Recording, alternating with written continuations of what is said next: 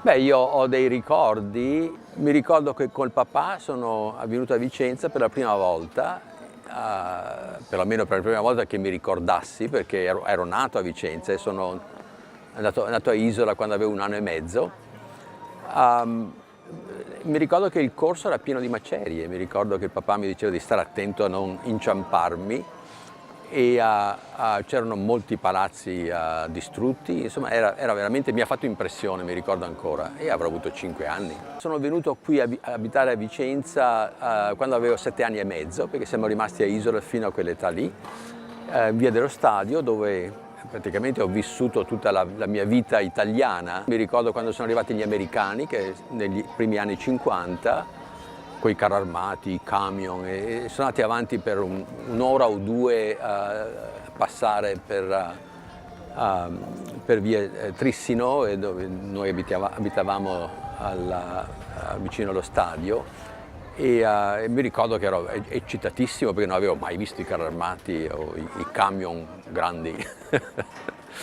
Ho fatto i primi 2 anni di elementari a Isola Vicentina e poi dalla terza alla quinta a Porta Padova, poi le medie a Piazza Fanton e poi ho fatto le industriali, cominciando alle industriali in via Santa Corona, che era stata semidistrutta la scuola, poi ci siamo trasferiti al nuovo Rossi. Io avevo gran passione per gli aeromodelli, mi è venuta quando avevo 11 anni. Mi sono messo a costruirli io, a progettarli e costruirli. Il primo libro che mi sono comprato con i miei soldi era Come fare gli aeromodelli e volevo diventare perito aeronautico.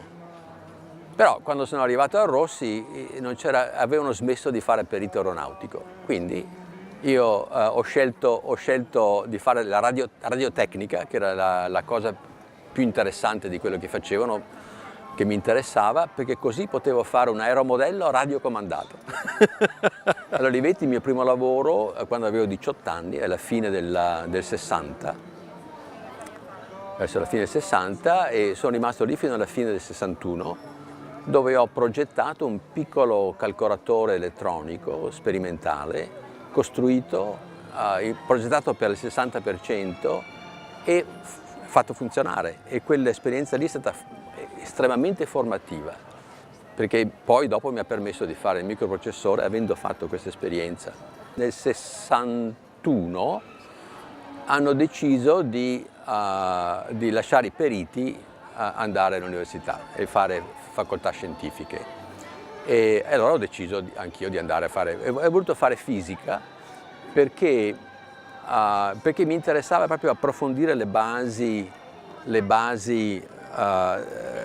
della matematica, della fisica, più che l'ingegneria, perché l'ingegneria ormai avevo capito come si fa. Mi sono laureato a ottobre del 65, ho messo meno di 4 anni, quando la gente ci mette 5, 6, 7 anni. L'avventura americana è nata un po' per caso, perché sono arrivato in America, lavoravo per la SGS Fairchild, che era in parte di proprietà della Fairchild americana, per il 30%. E io ero stato assunto nel 67 e poi hanno deciso di fare uno scambio di ingegneri. Io sono andato al laboratorio di ricerca della Fairchild a Palo Alto e lì ho sviluppato questa tecnologia che è diventata la tecnologia base, si chiama tuttora MOS Silicon Gate Technology, che ha permesso di fare transistori più piccoli, più veloci, 5 volte più veloci, 2 volte più piccoli, e soprattutto molto più affidabili. Si facevano microprocessori non in un chip, ma con 3, 4, 20 chip. Erano troppo lenti, non erano sufficienti ai bisogni del mercato. Sono riuscito a farlo molto più veloce, molto più piccolo e quindi molto meno costoso. Io ho dovuto lottare all'interno dell'Intel per portare i microprocessori nel mercato. Per il secondo microprocessore più importante, l'8080, che ho inventato io, ci ho messo 9 mesi per convincere i miei capi a farmela fare. Quindi ho deciso, se devo fare così fatica per fare queste cose, me le faccio per conto mio. E quindi ho creato la mia prima azienda, la Zilog, che ha sviluppato lo Z80, che è ancora in produzione oggi, 40 anni dopo l'introduzione nel mercato. La mia ultima ditta che ho creato, la Synaptics, abbiamo fatto i touchpads per i notebook computer e poi abbiamo fatto anche i primi touchscreens. Per 5 anni li abbiamo fatto vedere a tutti, nessuno li ha adottati. La Apple li ha adottati e ha creato il mercato per tutti. Quindi è incredibile, no, come molte ditte che hanno l'opportunità di innovare non hanno la visione per innovare. Io ho sempre seguito quello che sentivo e difatti oggi faccio delle cose che nessuno avrebbe pensato che avrei fatto, incluso me stesso. Se lei mi chiedeva quando avevo 50 anni se avrei studiato la consapevolezza e se avrei fondato una fondazione per lo studio della consapevolezza, avrei detto: ma chi te sei matto?